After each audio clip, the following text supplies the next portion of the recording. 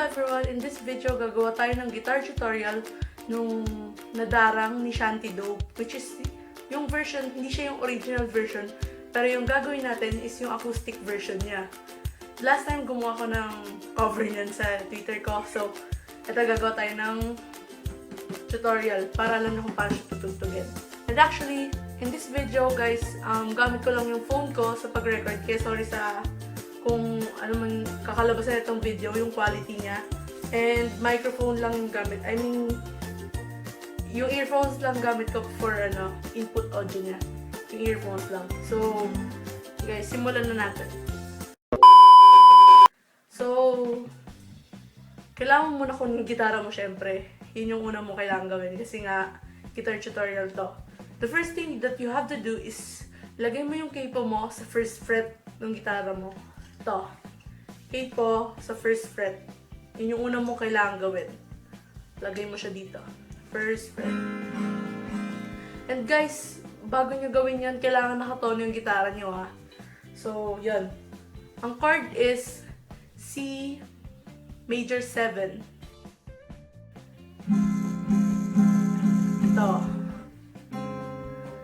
Yung pointing finger nyo, ilagay nyo dito sa 4th string 2nd fret. Ito. Dito sa D. Sa D. D 2nd fret. Yan yung ilalagay nyo. Tapos, yung middle finger nyo, ilalagay nyo doon sa taas niya.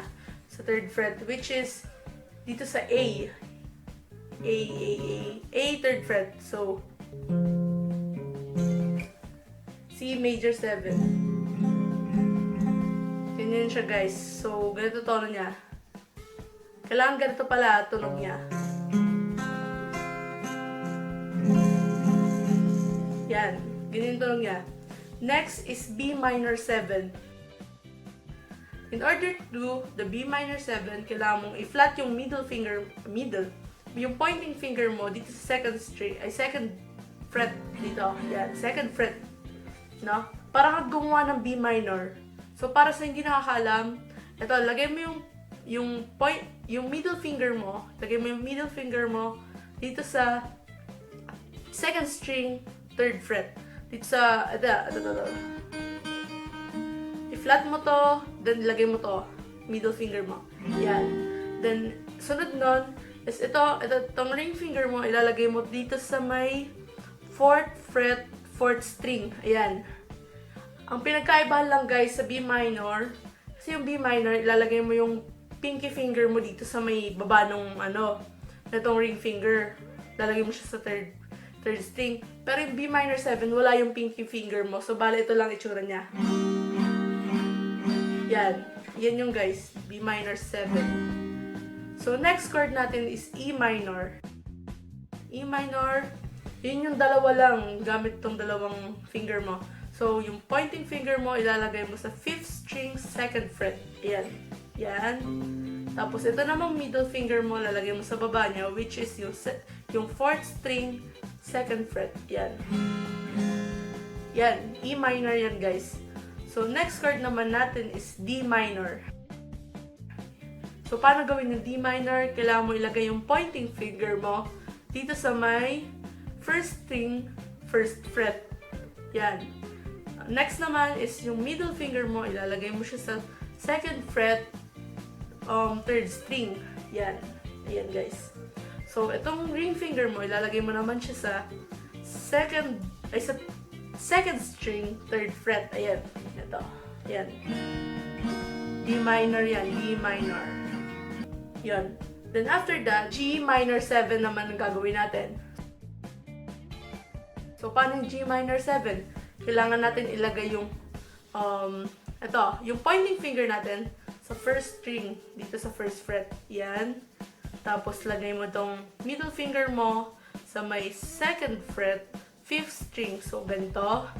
Then, next is yung ring finger mo, lagay mo doon sa pinakataas, sa 3rd fret, which is yung sa 6th string natin. So, para kang gumawa ng G, di ba G ganito? Ang pinagkaiba dito yung itong dalawa lang. Yan. And guys pala, true throughout the song, yung buong song, yun lang yung chords na gagawin mo. So guys, bear with my voice since hindi naman talaga ako kumakanta. Pero try natin siya para makita nyo lang and ba-test nyo yung chords na ginamit natin kanina, no? So, ito.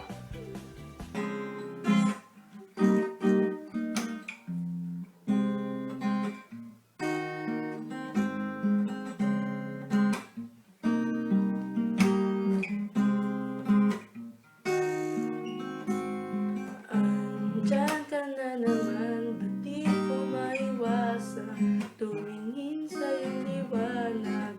Nadarang na naman sa iyong apoy, diyan masaktan kung kinakailangan. Andiyan ka na naman, ba't di ko maiwasan tumingin sa iyong liwanag. Nadarang na naman sa iyong apoy, diyan masaktan kung kinakailangan. May lakad ka ba mamaya?